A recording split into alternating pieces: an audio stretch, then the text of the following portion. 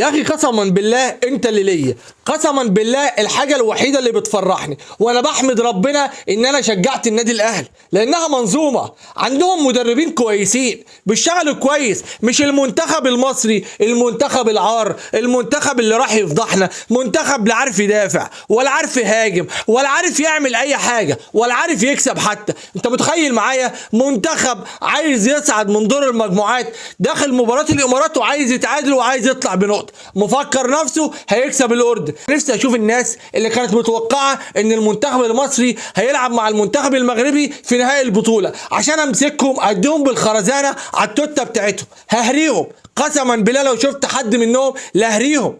منتخب مصر مش قادرين نباصي كوره، مش قادرين نعمل جمله، مش قادرين نعمل مش قادرين نكسب الكويت يا صاحبي، مش قادرين نكسب الامارات يا صاحبي. يا نهار اسود يا صاحبي، الدنيا خراب، المنتخب المصري خراب، المنتخب المصري عره، الجهاز الفني زفت، اللعيبه زفت، كل حاجه زفت. اتحاد الكره عندنا عار. انت متخيل معايا ان الجهاز الفني بتاع المنتخب المصري بقياده الكابتن حلمي طولان بقاله سنه عمال ينتقد في الكابتن حسام حسن وبيقول على الكابتن حسام حسن ما بيعرفش يدرب. انت متخيل معايا ان الكابتن حسام حسن صعدنا كاس عالم، الكابتن حسام حسن هنلعب افريقيا، وانت يا حزين مش قادر تكسب الامارات، وكنت هتخسر من الامارات، وكان هتبقى اول خساره في تاريخنا من الامارات، ومش عارف تكسب الكويت، ومفكر نفسك هتكسب الاردن اقوى فريق في المجموعه. يبقى قابلني، يبقى تعالى طرطر على قبر كده لو كسبت الاردن. الاردن هتكيفك يا صاحبي، قسما بالله لا نتكيف من الاردن ونطلع بفضيحه من الاردن.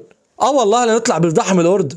يس احنا مش عارفين نهاجم، يس احنا مش عارفين ندافع، يس احنا مش عارفين نكسب، مش قادرين نكسب الكويت. يا جدعان لموا شنطكم وعلى المطار عدل، ما تروحوش مباراة الأردن، لأنكم لو لعبتوا مباراة الأردن هتطلعوا بفضيحة، هتشيلوا سكور، هتشيلوا دست، فروحوا قبل المباراة. ما دام انتوا مش قد البطولة بتشاركوا فيها ليه؟ كنت اعتذرت وقلت ان احنا عندنا افريقيا بدل الفضايح اللي احنا شايفينها. مش قادرين نكسب الكويت، مش قادرين نكسب الامارات، وعندنا امل نكسب الأردن.